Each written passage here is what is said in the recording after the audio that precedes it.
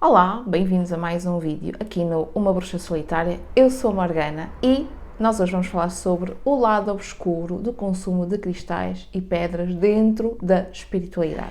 Eu sei que este é um tema pouco falado dentro do contexto espiritual, aliás, é algo que nos dizem para termos logo que nós começamos na nossa jornada e no nosso caminho espiritual, seja ele qual for. Então vocês veem sempre conteúdos que nos dizem para termos os cristais básicos e depois voltarmos para os avançados.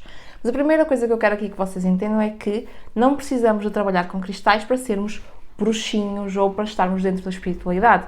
Os cristais são apenas uma ferramenta à nossa disposição como tantas outras. E eu comecei a ter mais atenção relativamente a este assunto quando eu quis vir até aqui para as redes sociais e fazer as leituras coletivas, as leituras de tarot coletivas, e fui ver outros canais, principalmente canais estrangeiros, e vi que muitos desses canais estrangeiros utilizavam a mesa repleta de cristais.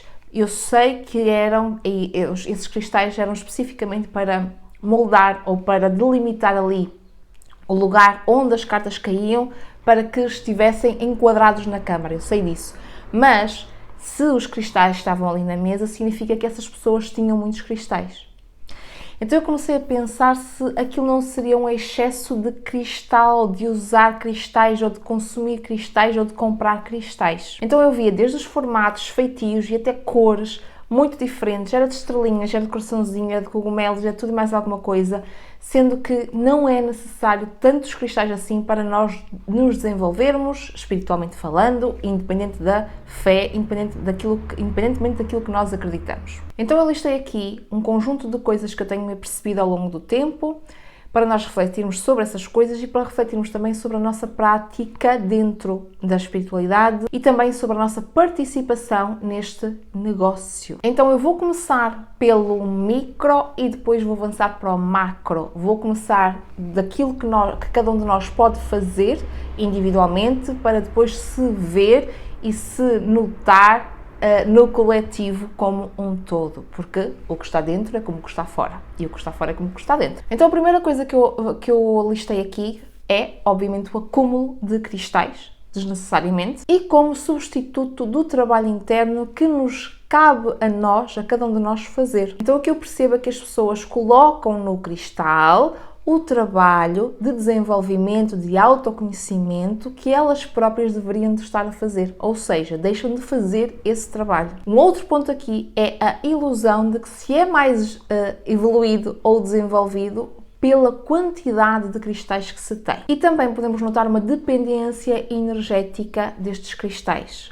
O que é que eu quero dizer com isto? A pessoa acredita piamente que está protegida com o cristal, não fazendo absolutamente mais nada sem aquele cristal. Então acaba por perder a autonomia e o controle sobre a sua própria energia. E como eu falei logo no início do vídeo, nós usamos os cristais, eles estão à nossa disposição como uma ferramenta e não para substituir o que é o nosso trabalho. Então acaba por haver aqui uma ilusão de controlo, de que é o cristal que vai fazer aquilo que nos cabe a nós, que tudo pode ser resolvido com um cristal. Então estes três pontos, eles vão culminar aqui num ponto que eu considero mais importante ou mais subtil, mas que é uma camada mais profunda, que seria nós entregarmos o nosso poder pessoal a algo externo.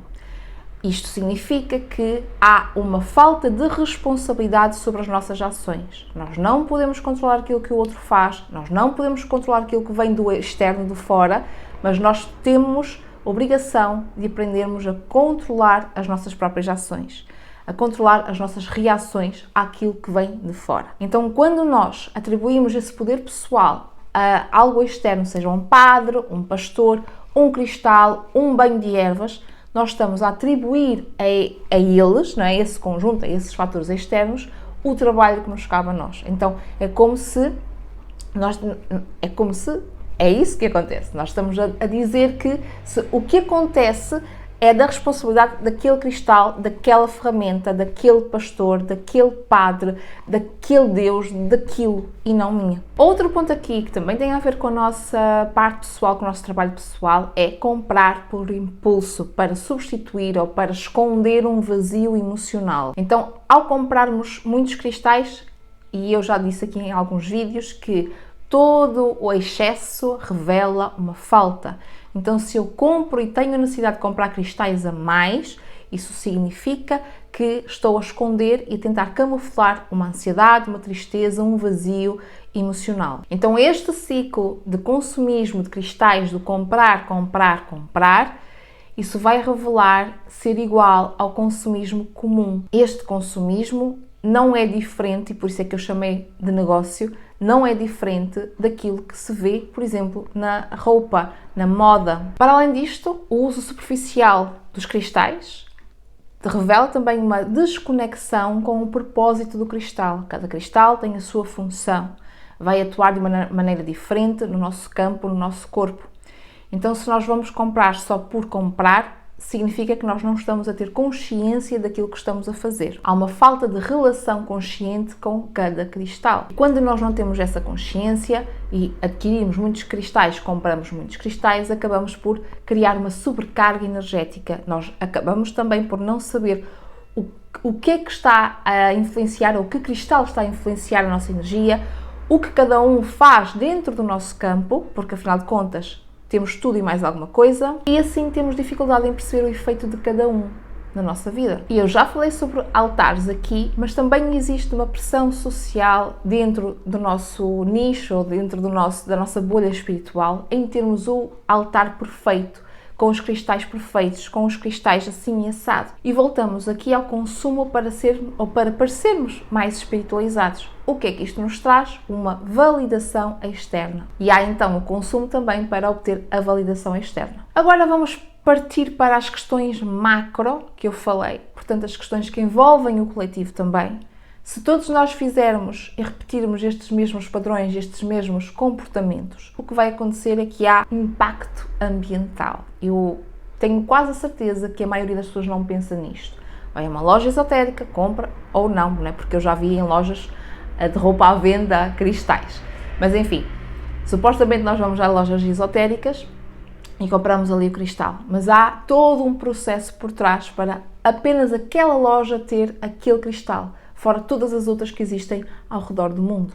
Então nós temos aqui também as questões ambientais e éticas a acontecerem no coletivo, porque é o conjunto de todas as pessoas que faz o coletivo. Então há o impacto ambiental, da poluição e da mineração destrutiva também. Falamos também da exploração humana, com trabalho infantil, condições precárias, e nós não temos como saber a origem real daquele cristal.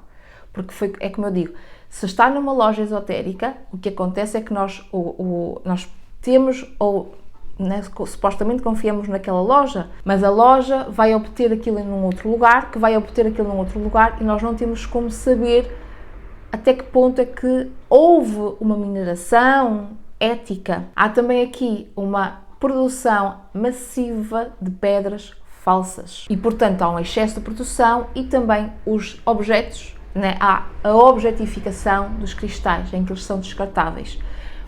Quando é que nós vemos isto? Um cristal, quando se parte a meio ou se parte em dois, nós descartamos. Dá para perceber aqui porque é que eu disse que isto era um negócio? E um outro ponto, dá para perceber, dá para nós conseguirmos associar também ao consumismo normal, por exemplo, da roupa, da moda, em que é tudo muito excessivo ao ponto de eu tenho acesso, eu vou lá e vou comprar porque eu tenho acesso, e não há essa consciência. Um último ponto aqui que eu queria ressaltar é o marketing enganoso. E um outro ponto que eu queria ressaltar aqui é o marketing enganoso, o marketing compulsório, de que temos que ter não sei quantos mil cristais para sermos evoluídos, não sei quantos mil cristais para resolver um determinado problema na nossa vida, sendo que, e voltamos aqui a atribuir aos cristais o poder e a responsabilidade das nossas ações.